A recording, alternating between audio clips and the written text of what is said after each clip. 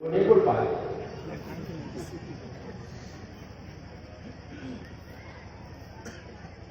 تو اب میں نے وہ سب تکلیف کو بھلا دیا. کم سے کم دو چار بات سن کے جاؤ، یاد رکھو. ہم لوگ ہم نے جو کہے یاد رکھا. کیا بولے؟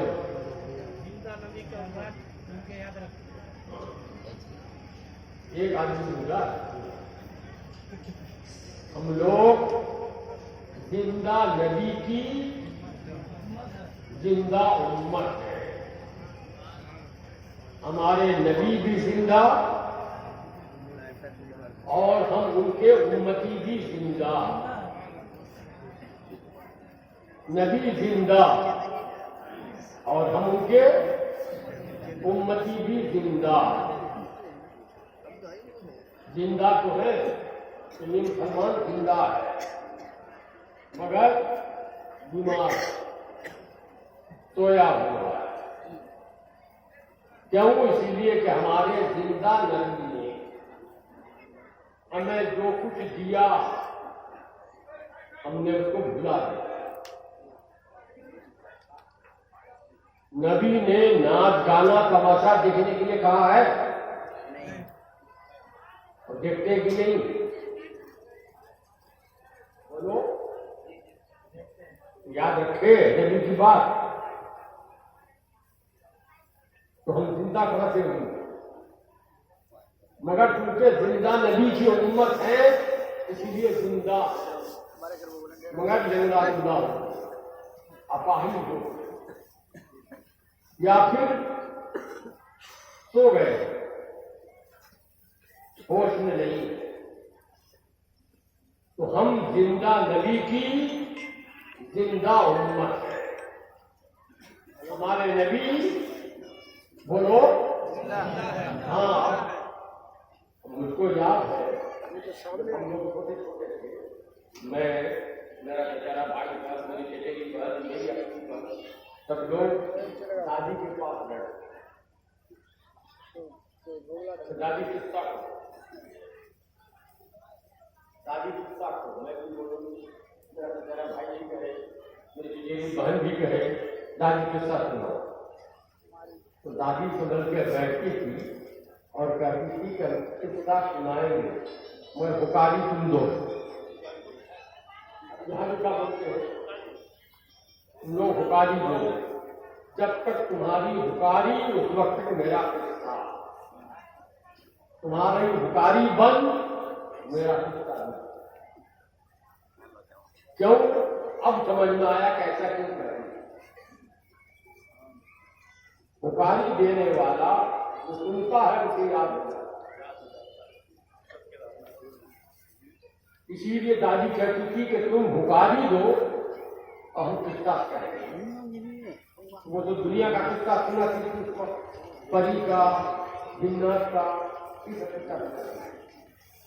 ہم آج دین کا قصہ سنا ہے. تو جب تک تمہاری حکاری باقی ہے میرا قصہ کہنا، میری تقریر باقی ہے. ایک بار درود پاک پڑھو. اللہم صلی علی سیدنا و مولانا محمد وآلہ وصحبہ بارک وسلم دائما ابدا سرمدا. تو ہمارے نبی بولو جو کہ ہمارے نبی زندہ، مگر عقل بتا رہی کہ زندہ ہے. عقل تو کہیں کیسے زندہ. نبی زندہ ہوتے تو زندہ آدمی کی قبر ہوتی، مزار ہوتا ہے. نبی کا مزار ہے کہ نہیں؟ نبی کی قبر ہے تو زندہ کیسے؟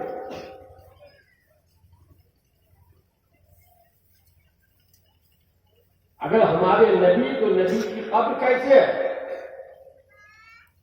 نبی زندہ کیسے؟ اس کا جواب امام اہل سنت اعلیٰ حضرت بریلوی نے دیا ہے. انہوں نے کہا ہے تو زندہ ہے واللہ، تو زندہ ہے واللہ، واللہ نے خدا کی قسم، واللہ کے بندے خدا کی قسم۔ تو اعلیٰ حضرت کہتے ہیں خدا کی قسم اے اللہ کے نبی آپ زندہ ہیں۔ ایک بات قسم کھا لیا تو کافی ہے، مگر نہیں، وہ کہتے ہیں تو زندہ ہے واللہ، تو زندہ ہے واللہ۔ اعلیٰ حضرت ڈبل قسم کھاتے ہیں، اے اللہ کے نبی آپ زندہ ہیں۔ کہ زندہ ہے بھائی، زندہ ہوتے تو مزاق نہیں ہوتا، زندہ ہوتے تو قبر نہیں ہوتی۔ اس کا جواب دیتے ہیں میری چشمے عالم سے چھپ جانے والے، آپ زندہ ہیں، ہماری آنکھ میں کوئی پاور نہیں ہے کہ دیکھ سکیں، تو کمی کس میں ہے؟ نبی کے زندہ ہونے میں کہ ہماری آنکھ میں؟ بولو، ہماری آنکھ میں کمی ہے، ہم دیکھ نہیں پا رہے۔ ہم اگر چشمہ اتار لیں تو آپ کو پہچان نہیں پائے، ایک بار دیکھ لیا تو دوبارہ دیکھیں گے تو پہچان نہیں پائے۔ بڑھاپے کی وجہ سے آنکھ کمزور ہوئی، تو اعلیٰ حضرت فرماتے ہیں تو زندہ ہے واللہ، تو زندہ ہے واللہ، میری چشم عالم سے ٹوٹ جانے والا۔ چشم کے معنی آنکھ، عالم کے معنی ظاہری، تو میری ان ظاہری آنکھوں سے آپ چھپ گئے ہیں، اسی لیے ہم دیکھ نہیں پا رہے، ورنہ آپ اگر ظاہری نہیں باطنی آنکھ سے دیکھا جائے تو زندہ ہے، تو زندہ ہے واللہ، تو زندہ ہے واللہ، میری چشم عالم سے چھپ جائے۔ نبی یقیناً اپنی قبر میں ہے، نبی یقیناً اپنے مزار میں، مگر زندہ کسے کہتے ہیں، مردہ کسے کہتے ہیں؟ زندہ ہونے سے اس کو کوئی دیکھنے ضروری نہیں ہے۔ اندھا کی دونوں آنکھ ختم ہے، سورج کو بھی دیکھ پاتا ہے، وہ سورج کو بھی دیکھ نہیں پاتا، تو جو بھی زندہ ہو اس کو سب دیکھے ضروری نہیں ہے۔ آنکھ والا تیری جوبن کا تماشا دیکھے، دیدے کو کیا آئے نظر کیا دیکھے۔ نبی زندہ ہیں اور ہم دیکھ نہیں پا رہے، تو یہ مطلب نہیں کہ جو چیز نہیں دیکھ پائے وہ ہوا تو ہے، ہوا میں رہے تو کم مر جاؤ گے، ایک ساتھ مگر ہوا کو دیکھ پاتے ہو؟ کسی کو چوٹ لگتی ہے درد ہوتا ہے، نہیں چوٹ ہوتی ہے، کوئی بیماری ہوتی ہے درد ہوتا ہے، درد کو دیکھ پاتے ہو؟ نہیں، تو درد ہے کہ نہیں؟ درد ہے۔ تو نبی زندہ ہیں مگر ہم دیکھ نہیں پاتے، زندہ کیسے ہیں؟ تو زندگی نام ہے کس کا؟ دو چیزوں کے ملا، ایک بدن اور ایک بولو وہ غصہ بات کہتے ہیں، بات نہیں سمجھا تو مولانا میرے ساتھ بیٹھے تھے، انہوں نے اتا نے کیا بولا، اتا آتا اتا، تو وہ اتا کہتے ہیں، اتا اور بدن دونوں جب مل کے رہے تو زندہ، اور دونوں الگ ہو جائے تو مردہ۔ میرے بدن کے ساتھ روح مل کے ہے تو میں زندہ ہوں، اور جس دن بدن سے روح الگ ہو جائے گی مر جاؤں گا۔ بات سمجھ میں آئی؟ اللہ نے قرآن میں فرمایا کلو نفس ذائقۃ الموت، ہر جاندار کو مرنا ہے۔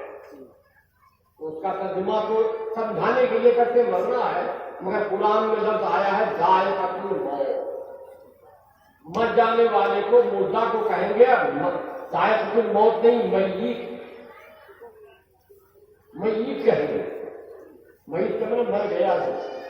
تو قرآن نے یہ نہیں کہا کہ ہر جاندار میت ہوگا، بلکہ کیا فرمایا؟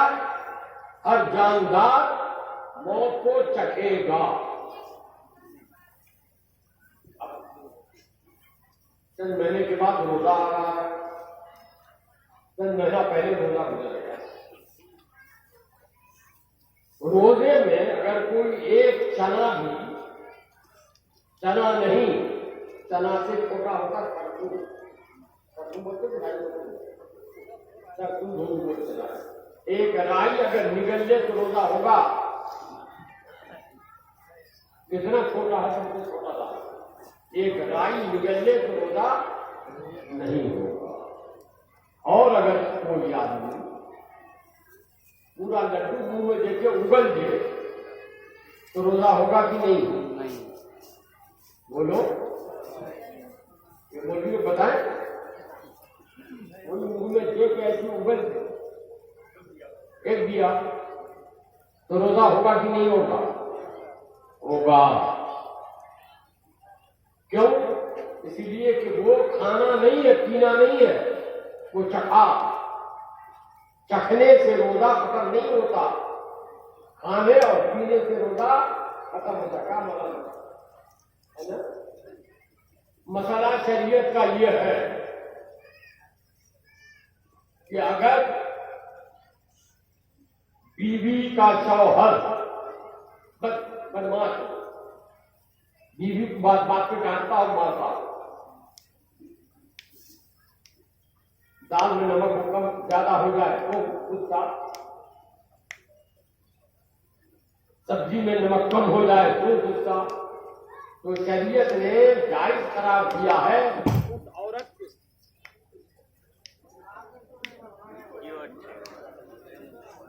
چلو اس کی آواز کو وہاں تک پہنچا دیں گے انشاءاللہ۔ ایک بار گرو پڑھ لو، میں کی طرف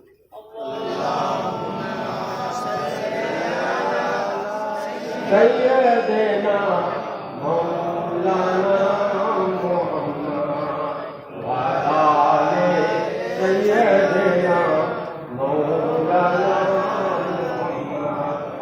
تو شریعت نے جائز قرار دیا ہے اس عورت کے لیے کہ وہ عورت جب کھانا پکائے، دال پکائے تو دال چکھ لے، پی نہیں لے، دال چکھلے کے نمک ہوا کی، سبزی پکائے تو تب بھی چکھلے کے نمک ہوا ہے، تاکہ شوہر غصہ نہ ہو۔ یہ اس کے لیے جائز ہے، اس کا روزہ نہیں۔ اچھا، یہ مسئلہ ہے، جانتے نہیں کیا کو صبح ہو جائے۔ روزہ میں نماز پڑھے گا کہ نہیں پڑھے گا؟ وہ وضو کر کے پڑھے گا کہ بغیر وضو کے؟ تو کلی کرے گا، کلی کرے گا نا؟ تو کیوں کلی کرتا ہے؟ تاکہ معلوم ہو جائے کہ اس کا مزہ کیسا ہے۔ کلی کرنے کا مقصد یہی ہے کہ مزہ ہو جائے، معلوم ہو جائے کہ اس کا مزہ کیسا ہے۔ ناک میں پانی چڑھاتے ہیں، ناک میں پانی چڑھانے کا مطلب یہ ہے کہ معلوم ہو جائے کہ پانی بدبودار تو نہیں ہے۔ آپ نے کلی کیا تو پانی کو چکھا دی نہیں تو روزہ ٹوٹ جاتا ہے؟ تو معلوم ہوا کہ چکھنے سے روزہ نہیں ٹوٹتا، تو بھر وہ کلی کی مگر روزہ نہیں ٹوٹا، اور ایک قطرہ پانی پی لیا، ایک قطرہ، تو روزہ ٹوٹا کہ نہیں؟ روزہ ٹوٹ گیا۔ معلوم ہوا کہ چکھنے سے روزہ نہیں جاتا، کھانے پینے سے روزہ جاتا۔ اچھا، رمضان میں مسواک کرتے ہو کہ نہیں؟ مسواک کرنا تو سنت ہے، مسواک کرتے ہو کہ نہیں؟ اگر کوئی نیم کا مسواک کرتا ہے تو منہ میں چیتا معلوم ہوتا کہ نہیں ہوتا؟ تو چکھے کہ نہیں چکھے؟ مگر روزہ ختم ہوا، روزہ نہیں ٹوٹا۔ سمجھ میں آیا؟ ہاں، اگر مسواک کا ذرہ ٹوٹ کے حلق کے اندر چلا جائے تو روزہ ٹوٹ جائے۔ اس سے سمجھ میں آیا کہ روزہ ٹوٹ جاتا ہے کھانے پینے سے، چکھنے سے روزہ نہیں ٹوٹتا۔ اب اللہ تعالیٰ نے قرآن میں فرمایا ہے کلو نفس ذائقۃ الموت، ہر جاندار کو موت چکھنا ہے، موت چکھنا ہے، ووٹ نہیں لینا۔ ہر جاندار کو موت چکھنا ہے، چکھنے سے جان مر نہیں جاتی۔ ہاں اگر موت نگل جائے، موت نگل لے تو وہ جاندار مر جائے، اور موت کو چکھنے سے جاندار، جیسے کوئی چیز چکھنے سے روزہ ٹوٹتا نہیں ہے، کھانے پینے سے روزہ ٹوٹتا ہے، ایسے ہی موت کو چکھنے سے آدمی کی جان مر نہیں جاتی ہے۔ اللہ تعالیٰ کا کرم دیکھو، ارشاد فرمایا کلو نفس میت نہیں، کلو نفس ذائقۃ الموت، ہر جاندار کو موت چکھنی ہے۔ جو مر جاتا ہے وہ ختم ہو جاتا ہے، چکھ لیا موت کو وہ ختم نہیں ہوتا۔ اسی لیے بزرگان دین نے فرمایا ہے عرفا گوین، عرفا عرفا کہتے ہیں، عرفا کہتے ہیں ایک ہے عالم، ایک ہے عارف، عارف کی جمع علماء اور عارف کی جمع عرفا۔ آپ مسئلہ پوچھنے جائیے کہ دارالفتہ میں جائیے گا مفتی صاحب کے پاس، تو مفتی صاحب کتاب کھولیں گے، چامی کھولیں گے، فتح القدیر کھولیں گے، حوالہ نمبر کریں گے، فتاوی رضویہ کھولیں گے، حوالہ نمبر کریں گے، بہار سید کھولیں گے، حوالہ نمبر کریں گے۔ تو عالم وہ ہے جو کتاب دیکھ کے فتویٰ دیتا ہے، اور عارف وہ ہے جو لوح محفوظ کو دیکھ کے فتویٰ دیتا ہے۔ عارف وہ ہے جو لوح محفوظ کو دیکھ کے فتویٰ دیتا ہے۔ میں آپ کو اس کی مثال دوں، الہ آباد ہے، اتر پردیش میں، یو پی میں، مغل سرائے کے آگے الہ آباد، بنارس ہے، بنارس کے آگے الہ آباد۔ الہ آباد میں ایک بزرگ گزرے ہیں حضرت محب اللہ الہ آبادی رحمۃ اللہ تعالیٰ، وہ حضرت عالمگیر کے زمانے میں تھے، اورنگزیب عالمگیر بادشاہ کے زمانے میں۔ بزرگان دین ایک جگہ ٹھیکے نہیں رہتے، آج یہاں پر وہاں پر وہاں سفر کرتے۔ اس زمانے میں بھی لوگ سفر کرتے تھے جب کار نہیں تھی، بس نہیں تھی، ٹرین نہیں تھی، کچھ نہیں تھی، تو کیسے چلتے تھے؟ یا تو گھوڑے پر یا پھر بیل گاڑی پر، وہ چلتے تھے، کیا پیدل چلتے تھے۔ حضرت محب اللہ الہ آبادی نے شعبان کے مہینے میں سفر کیا۔ شعبان کا مہینہ جانتے بھی نہیں ہوگے شاید، شعبان کا مہینہ شب برات کا مہینہ، جب برات کے مہینے میں سفر کیا۔ سفر کرتے کرتے وہ جب دلی پہنچے تو اس مہینے کی، اس چاند کے مہینے کی تاریخ 29 ہو گئی۔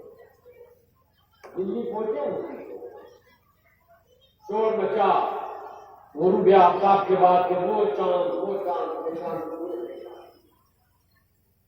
تب کیا کرنا پڑے گا؟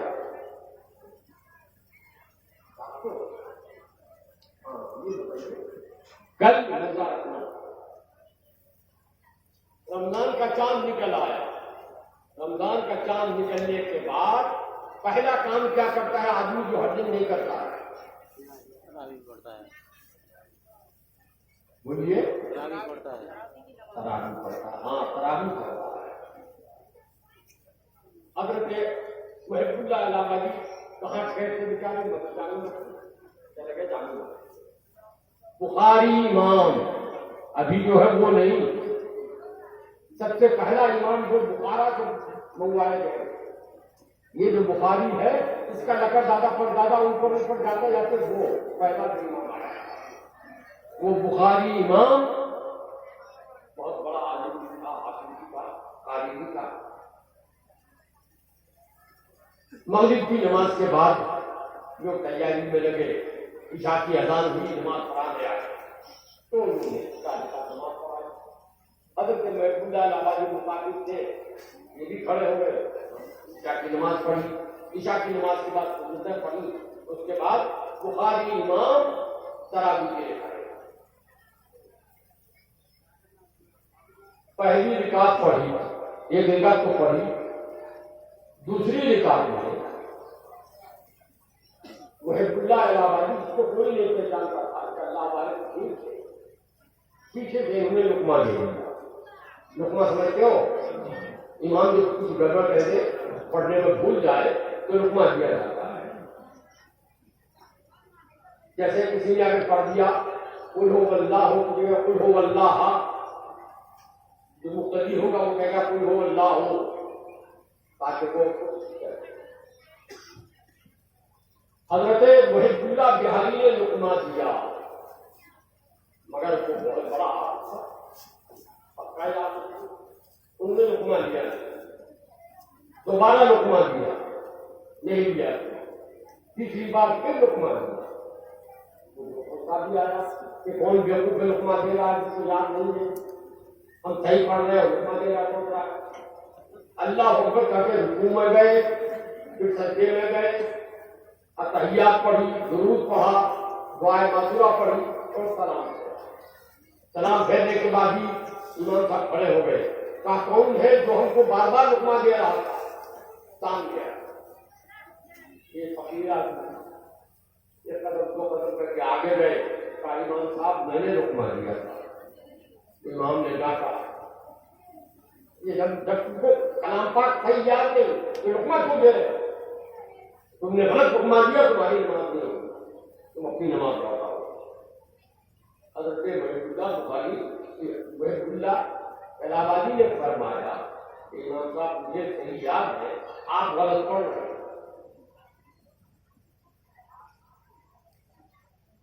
نہیں میں صحیح پڑھ رہا تھا، کہا صحیح پڑھ رہے تو پھر پڑھ دیجیے میرے سامنے۔ تو انہوں نے صحیح پڑھا، انہوں نے پڑھا کہ انہوں نے پھر لقمہ دیا۔ یہاں پر سبب ہے، آپ دیر پڑھو، انہوں نے کہا تم سناؤ، اللہ آبادی نے سنایا تو انہوں نے لقمہ دیا کہ نہیں یہ غلط ہے، دیر ہے، تم سبق پڑھ رہے ہیں۔ بس گر گئے۔ اب وہ اور نمازی سے کہا امام صاحب ارے بحث کیوں کر رہے ہیں، کلام پاک کھا کھا کے دیکھیے نا۔ تو غصے میں تھے وہ، اس کو توجہ نہیں کی۔ اب جو لوگوں نے کہا تو خیال آیا کلام پاک میں آئے تھے کام ہوگا تو کھولا تو امام جیسا پڑھ رہا تھا انہوں نے دکھایا کہ دیکھ ہم نے کیا لکھا ہے۔ وہ ابھی دکھا رہے انہوں نے کہا امام صاحب اتنی جلدی مت کیجیے، ہو سکتا ہے مس پرنٹ ہو گیا ہو، وہ کوئی اور کلام دوسرا لایا گیا، اس میں بھی وہی جو امام پڑھ رہا تھا، تیسرا لایا گیا، اس میں بھی وہی جو امام پڑھ رہا تھا۔ آگے نہیں سمجھ میں آیا، یہ لو یہ چوتھا نقطہ دوسرے پریس کا سوال وہ ملایا، وہ جو لایا تو اس میں وہ ملا جو لقمہ دینے والے بزرگ نے کہا۔ تین نسخے میں تین پریس کا چھپا ہوا، وہ امام کی حمایتان کی مدد میں گیا اور ایک نسخہ ان کی مدد میں گیا۔ اب تو پبلک نے کہا جس کو ووٹ زیادہ ملتا ہے وہی جیتتا ہے۔ یہ تین نسخہ میں دکھا دیا اور اے اجنبی تم صرف ایک تمہارے مطابق صرف ایک نسخہ ہے تو امام کی بات کریں اور امام بھی بیٹھ گیا۔ اب ان کو کہا وہ امام مجھے وہ قرآن دکھا رہا ہے جسے پانی انسان نے اپنے پانی ہاتھوں سے لکھا اور انسان کی بنائی ہوئی مشین میں چھاپا۔ آپ میرے قریب میں تجھے وہ قرآن دکھاتا ہوں جسے میرے قدرت نے لوح محفوظ پہ لکھ کے رکھا ہے قریب کیا اور سر پہ ہاتھ دیا، کہا امام سر اٹھا اوپر کی طرف، اپنے امام کو سر کی طرف ہاتھ کیا، آسمان کی طرف سر اٹھایا ہے تو لوح محفوظ سامنے ہے اور اس میں وہی لکھا ہوا ہے جو یہ بزرگ کا ہے۔ تو بھائی میرے جو عارف ہوتا ہے وہ دیکھ کے مسئلہ نہیں بتاتا، وہ لوح محفوظ دیکھ کے مسئلہ بتاتا ہے۔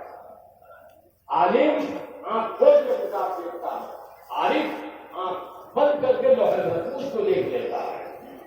تو فرماتے ہیں عرفا گوین، عرفا جمع ہے، ایک نہیں، ایک بزرگ نہیں، بہت سے بزرگوں نے کہا ہے عرفا گوین، عرفا کرتے ہیں۔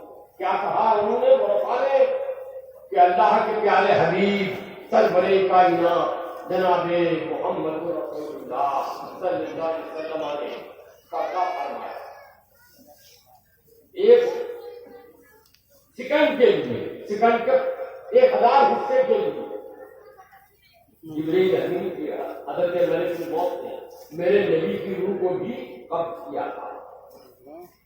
کیسے قبض کیا بتاؤں گا تو بہت لمبا ہوتا ہے۔ پھر ملک الموت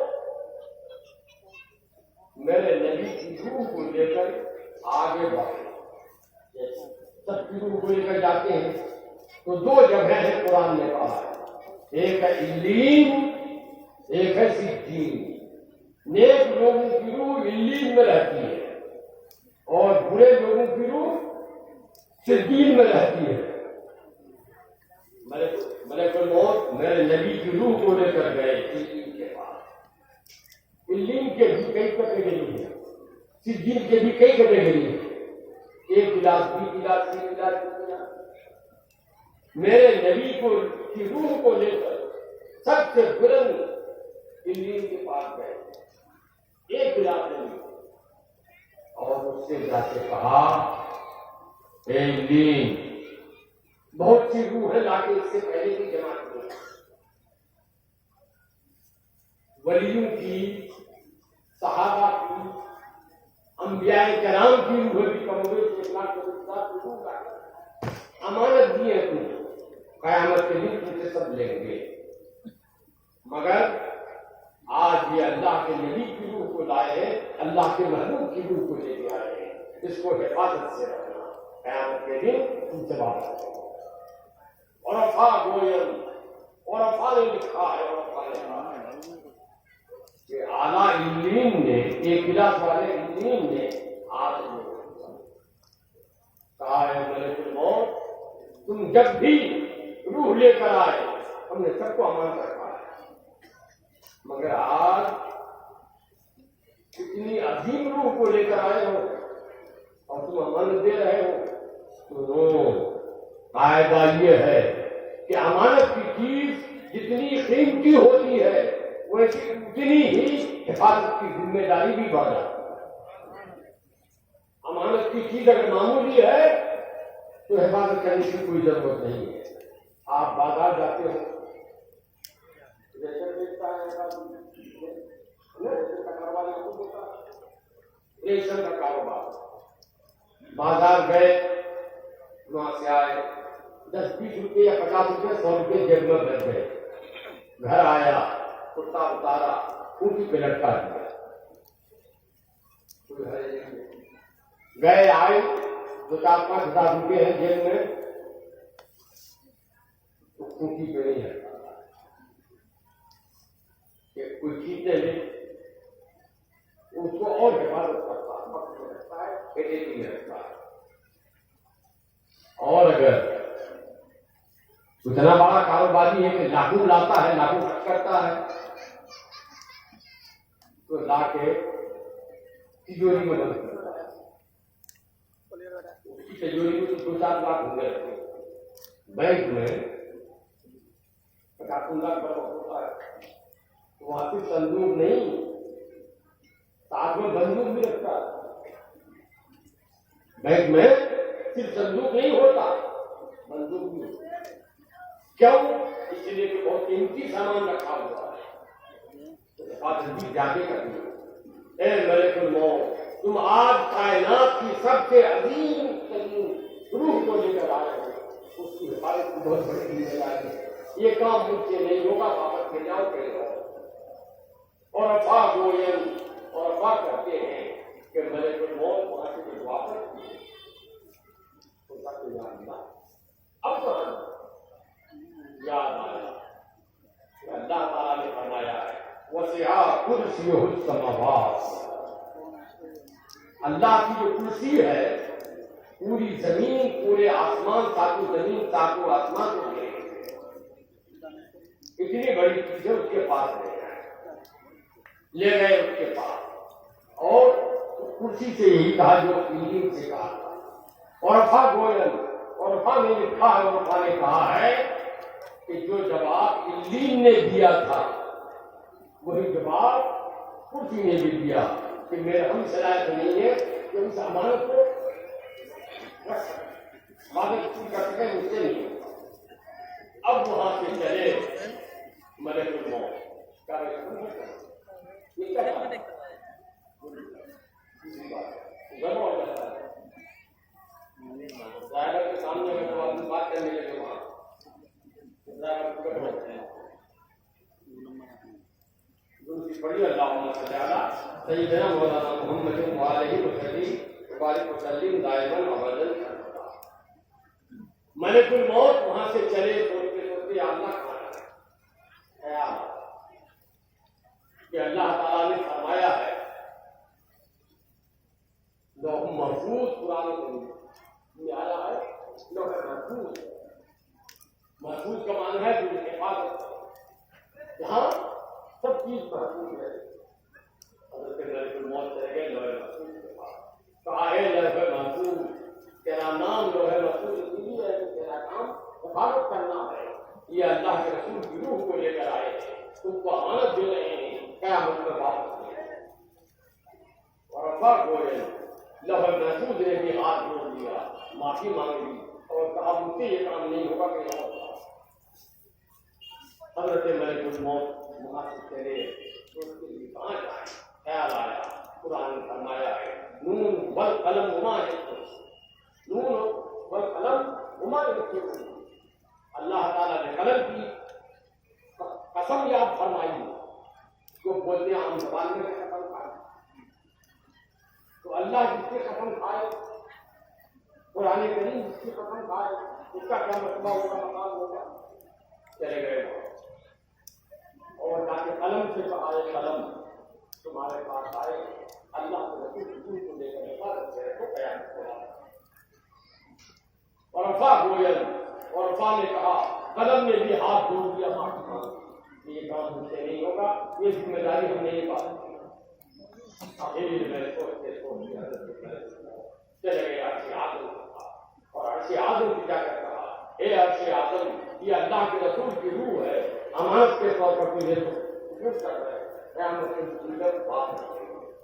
اور افا گوئل اور افا نے کہا کہ عرش اعظم نے کہا اے ملک الموت شاید تم کو معلوم نہیں ایک رات آئی تھی جس رات کو اللہ تعالیٰ نے اپنے محبوب کو بلایا تھا لامکا، اور لامکا کا راستہ میرے اوپر ہو گیا، تو رسول کائنات اس دن جب گئے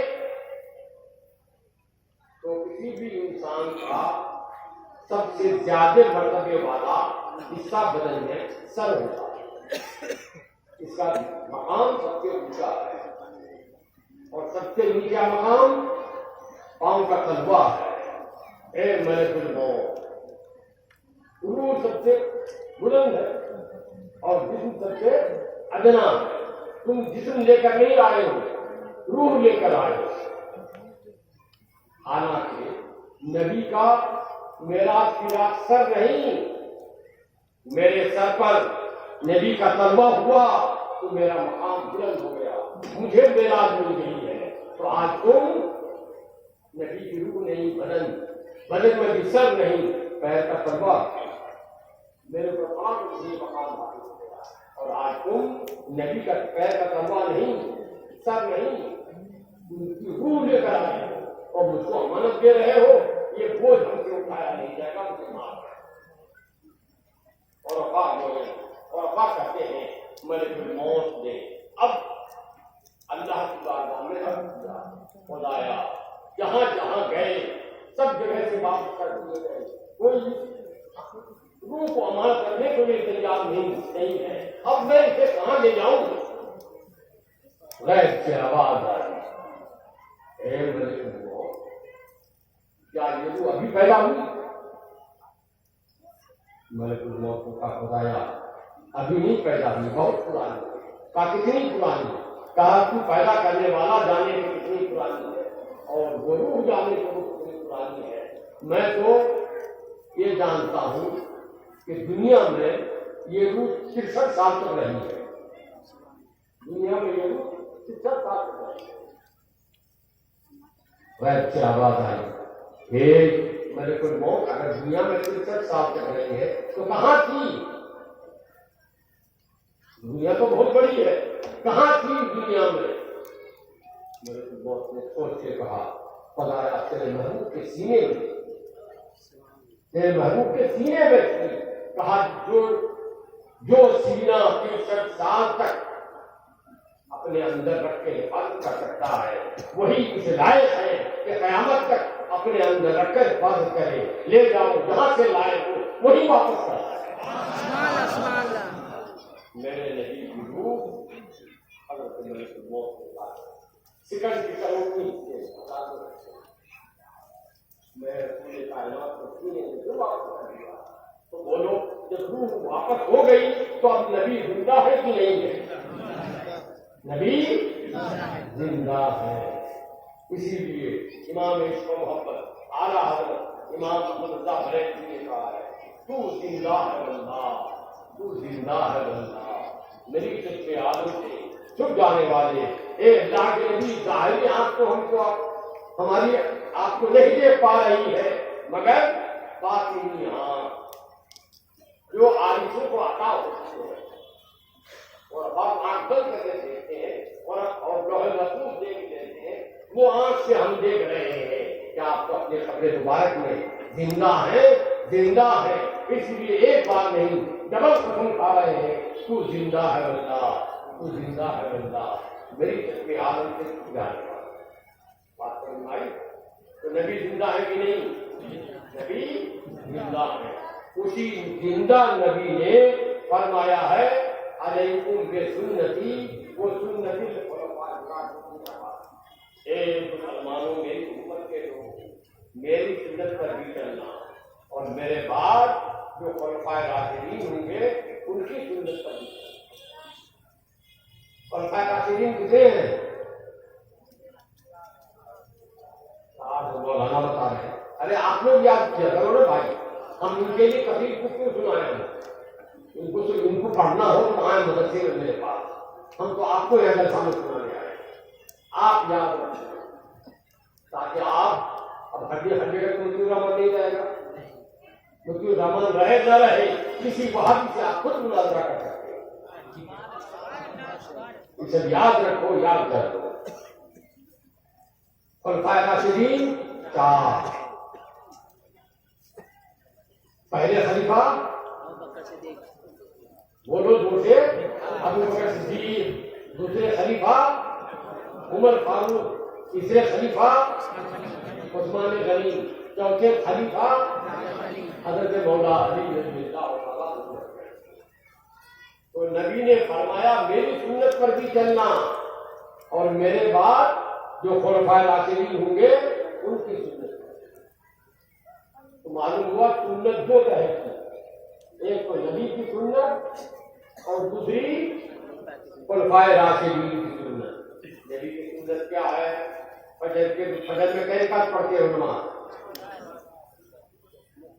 4 رکعت نماز پڑھتے ہو، 2 رکعت سنت پہلے، 2 رکعت بعد میں، وہ نبی کی سنت۔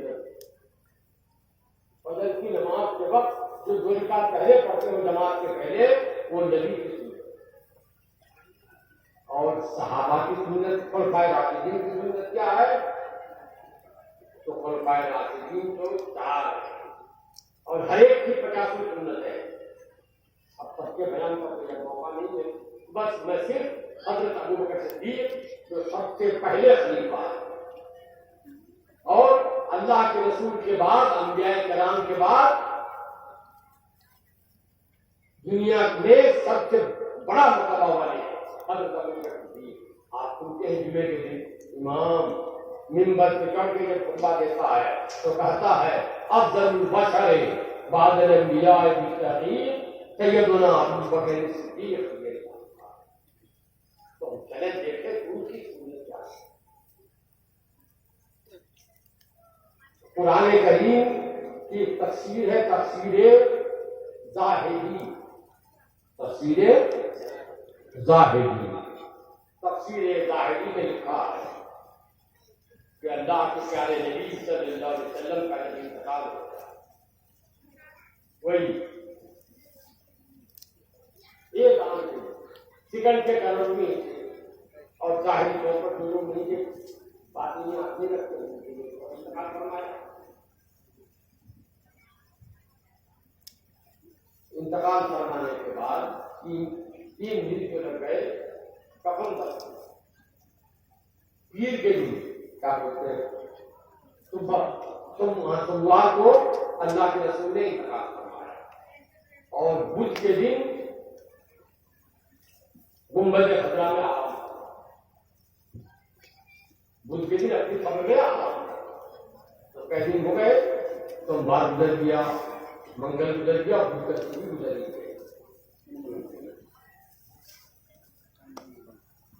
3 دن گزرنے کے بعد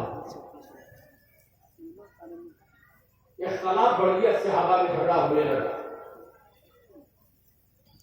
جیتے بھی یا ترنمول جیتے بھی یا بی جے پی جیتے بھی تو حکومت بنائے گا بنگال میں. سی پی ایم چاہ رہے کہ ہم بنا لیں. سی پی ایم اور کانگریس کا الائنس بھی ہو گیا تھا بی جے پی والا کہا ہم بنائیں گے ممتا کہہ رہے کہ ہم بنائیں گے. تو صحابہ میں اختلاف پیدا ہو گیا کہ نبی کے بعد نبی کا پہلا خلیفہ کون ہوگا. کچھ لوگ کہہ رہے تھے کہ مہاجرین یعنی جو مکہ کے لوگ تھے مکہ چھوڑ کر نبی کے ساتھ مدینہ آ گئے ان کو مہاجرین کہتے ہیں اور مدینے کے جو لوگ تھے ان کو انصار کہا جاتا ہے. تو جو مہاجر تھے وہ لوگ کہہ رہے تھے کہ مہاجر اس لیے نبی ہمارے یہاں تھے اور جو انصار تھے وہ کہہ رہے نہیں ہمارے یہاں کا آدمی ہوگا پہلا خلیفہ.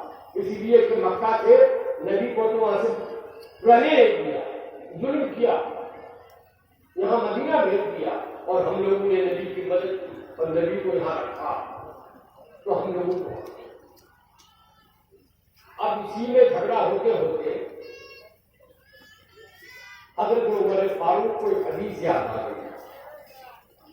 حضرت عمر فاروق نے کہا کہ دیکھو جھگڑا کرنے کی ضرورت نبی اپنے بعد خلیفہ کون ہوگا اپنا انتظام پوری کر کے آپ لوگ گواہ رہیے. آپ کو یاد ہے کہ نہیں نبی نے فلاں موقع پر فرمایا تھا الائمۃ من قریش خلیفہ جو ہوگا وہ قریش خاندان کا ہوگا اور وہ قریش خاندان مکے میں مدینے میں نہیں. تو جو انصار تھے ان کو بھی یاد آ گیا ہاں نبی نے کہا تو ان لوگوں نے فوراً سرنڈر کر لیا. کہا نہیں نبی نے فرما کیا ہے ہم کو بھی بات یاد آ گئی اس لیے ہم لوگ سرنڈر کرتے ہیں اور کوئی آپ لوگوں کو جو خاندان وہاں کا قریش کا نبی کے بنس کا نبی کے خاندان کا وہ اب نبی کے خاندان کے لوگ حضرت علی موجود تھے حضرت عمر موجود تھے حضرت عثمان بھی موجود تھے حضرت ابوبکر صدیق بھی موجود تھے. تو حضرت عمر نے کہا اے لوگوں اللہ کے نبی نے اپنی بیماری میں جس دن انتقال فرمایا نماز کے لیے مسجد نہیں جا پایا. حاجی جو ہوں گے اس میں آپ کے ہنستے عمرہ کیا ہاں تو عمرہ کرنے والے بھی دیکھے ہوں گے. بس یہ ہے کہ یہ چھڑی ہے چھڑی سے اس بار مسجد ہے اور چھڑی سے اس پار حضور کا روضہ ہے، حضور کا روضہ ہے۔ اب تو دیوار ہو گئی کھڑی، اس وقت حضور کے حجرے سے مسجد میں آنے کے ایک قدم تھا، ادھر پیر رکھا تو حجرے میں رہے، ایسے پیر بڑھایا تو مسجد میں رہے، اور بیچ میں ایک ٹاٹ کی دیوار کو دیوار نہیں دروازہ ٹاٹ کا دروازہ ٹاٹ کا پردہ پڑا تھا۔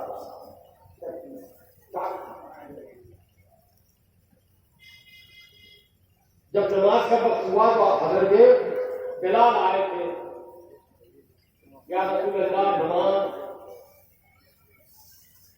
تو سرکار نے فرمایا کہ ابو بکر سے کون نماز پڑھا۔ ابو بکر کو ڈھونڈنے لگے تو اس وقت وہاں ابو بکر تو حضرت عمر سے کہا،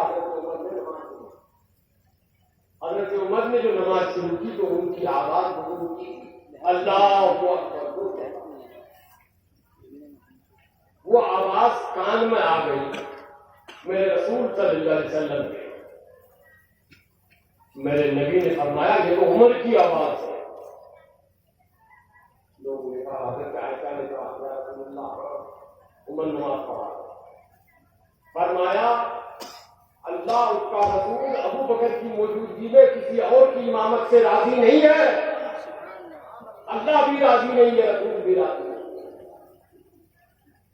پھر ڈھونڈے گئے اور حضرت عمر فاروق نماز چھوڑ دی، اللہ اکبر کہتے رسولیت کو ابو بکر صدیق کو ڈھونڈ کے لایا گیا، ابو بکر صدیق نے نماز پڑھا تو حضرت علی کھڑے ہوئے، حضرت عمر، اور کہا اے لوگوں،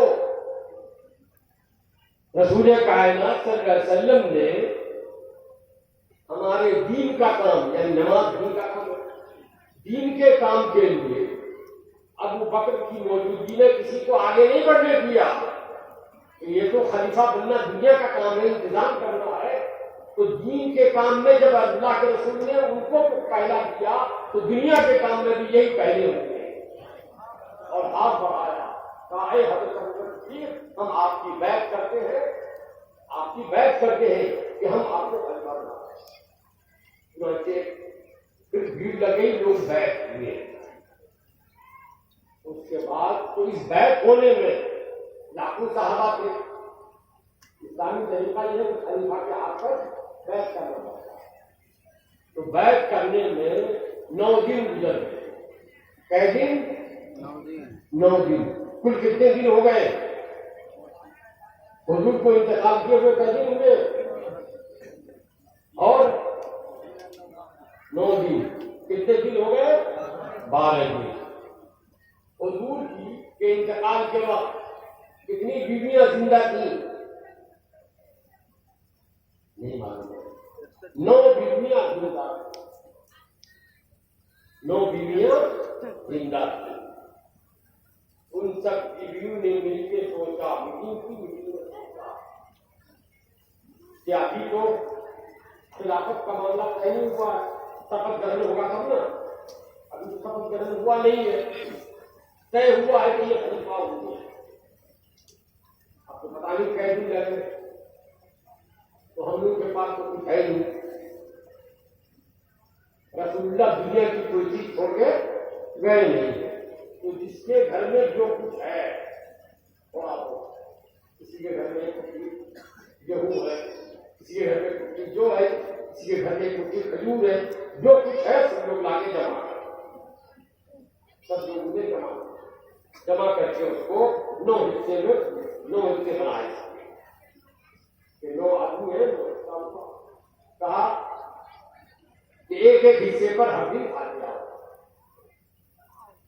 ایک ایک حصے پر ہر دن فاتحہ ہوگا۔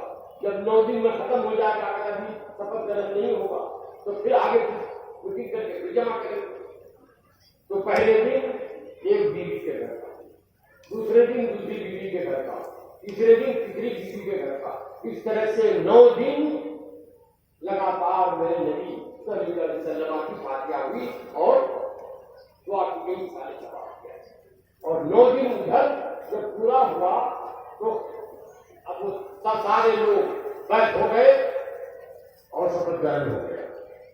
حضرت ابو بکر صدیق رضی اللہ تعالیٰ عنہ سب سے پہلے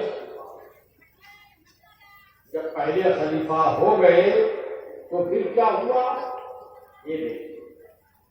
فرماتے ہیں کہ ابو بکر صدیق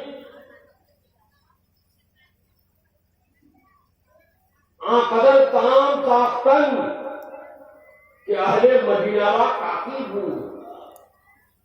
ابو بکر صدیق نے اتنا اس دن کھانا پکایا، بعد میں اتنا کھانا پکایا کہ مدینے میں جتنے مسلمان تھے سب کے لیے کافی ہو گیا.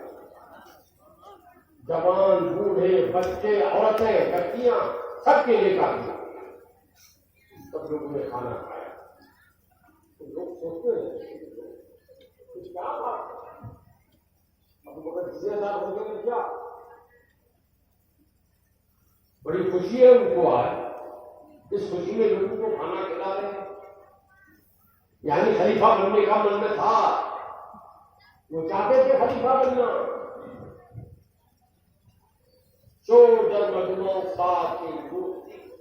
کیا بات ہے، کھانا کیوں پکوایا اور سب کو کھانا کیوں کھلا رہے ہیں؟ وہ صحابہ نے جواب دیا. صحابہ میں کون ابو بکر کا تو معاملہ ہی تھا. صحابہ میں بچ گئے عمر فاروق، عثمان غنی، علی مرتضیٰ، امام حسن، امام حسین، سب نے بیک زبان کہا الیوم عرس رسول اللہ، الیوم عرس رسول اللہ. آج اللہ کے نبی کا عرس منایا جا رہا ہے، آج اللہ کے نبی کا عرس منایا جا رہا ہے. تو 12ویں تاریخ کو حضرت ابو بکر صدیق رضی اللہ تعالیٰ عنہ نے میرے نبی کا عرس منایا. پہلا کام خلیفہ بننے کے بعد جو حضرت صدیق اکبر نے کیا وہ میرے نبی کا عرس منایا. یہ عرس سنت ہے حضرت ابو بکر صدیق. دعوت دینے والے عرس کے لیے بلانے والے حضرت ابو بکر صدیق، کھانا پکوانے والے ابو بکر صدیق، اور کھانا کھانے والے اس عرس میں شریک ہونے والے عمر فاروق، عثمان غنی، علی مرتضیٰ، امام حسن، امام حسین، حضرت فاطمہ، سب نے کھانا کھایا ہے. تو یہ عرس کی بنیاد پڑی ہے حضرت ابو بکر صدیق سے. اور میرے نبی نے فرمایا ہے کہ علیکم بسنتی وسنت الخلفاء الراشدین. اے مسلمانوں، میری سنت پر بھی عمل کرنا، میرے بعد جو خلفاء راشدین ہیں ان کی سنت پر بھی عمل کرنا. مگر وہ عرس کیسا تھا؟ کھانا پکا، سالے ثواب کو فاتحہ ہوا اور صحابہ کھائے، ڈھول ڈھاک تماشا میلہ یہ سب نہیں تھا. وہی عرس سنت ہے. یہ آج کا جو عرس منا رہے ہیں لوگ، یہ عرس سنت ہے. اس میں دنیا کو پڑھا بدعتیں پیدا کر رہے ہیں.